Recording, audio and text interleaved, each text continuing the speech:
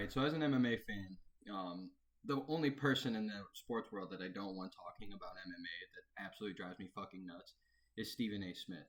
And I saw a quote yesterday from First Take, one of his shows on SportsCenter, talking about how it's the greatest thing to ever happen to the UFC with Francis knocking out Stipe and becoming a champion. And it's got me thinking now, because, I mean, there's how many memes are out there now and how many things of Stephen A. about him talking shit about the MMA world and, like, not knowing what the fuck he talks about. And in this one, at first I was like, dude, anything Stephen A. says about the UFC or any MMA thing, it's like, I don't want to hear it.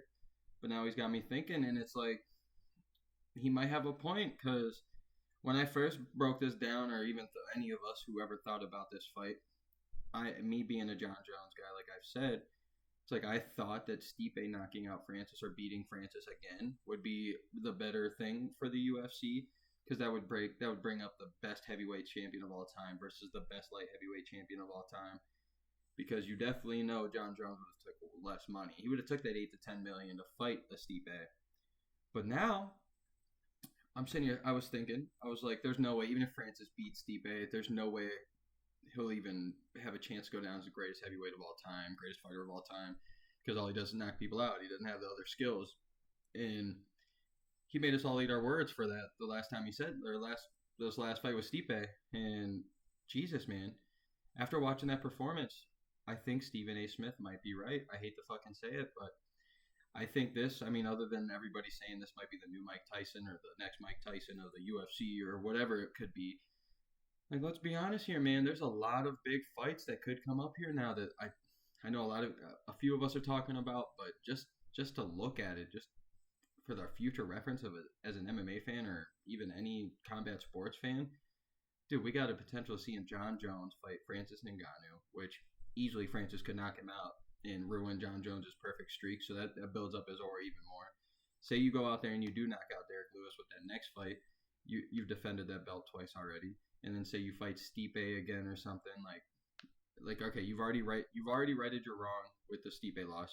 You would have righted your wrong with a Derek Lewis knockout or a Derek Lewis win because of the fucking snooze fest that you guys put us through a couple years ago.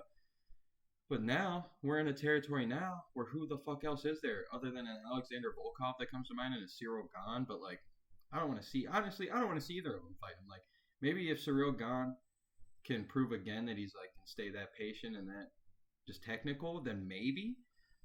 But, dude, now we're going into a way bigger deal now, where we're talking Tyson Fury, Deontay Wilder, Anthony Joshua. Like, you're telling me right now, I know it's heavier gloves and stuff, but you're telling me right now that Francis Ngannou is not going to knock out one of those guys or doesn't have the ability to knock him out? Like, I tell you right now, a Deontay Wilder, Francis Ngannou fight, that's one of the bigger fights that can possibly be going down right now, because Deontay Wilder was staying and bang with that man. Like, Tyson Fury, I think, might pick him apart. It could be ugly. Same with Anthony Joshua, but, I mean, shit, we've seen Anthony Joshua get smacked up. We've seen Tyson Fury almost go out with Deontay Wilder. We've seen Deontay Wilder get pieced up by Tyson Fury. So, man, is he not the fourth guy? Throw him in there. Let's go. Stephen A., you might have a point.